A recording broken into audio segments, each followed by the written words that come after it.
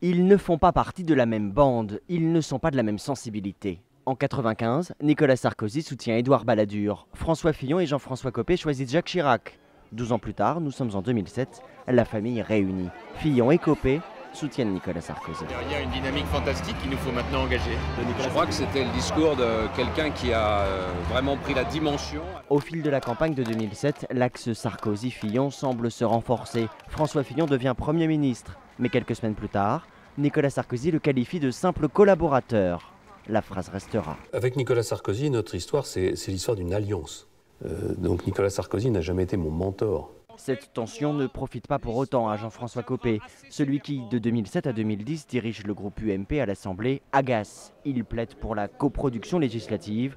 En clair, il refuse de soumettre ses députés. Et donc c'est un complément excellent par rapport à ce qui se fabrique traditionnellement dans les ministères. C'est à ce moment-là qu'apparaissent au grand jour les premières frictions entre Jean-François Copé et François Fillon. Pour aplanir les choses, les deux hommes organisent un déjeuner. La majorité est rassemblée comme jamais pour préparer la suite. On sait que vous êtes parfois affrontés assez fortement. Tout ça s'est effacé, tout va bien ?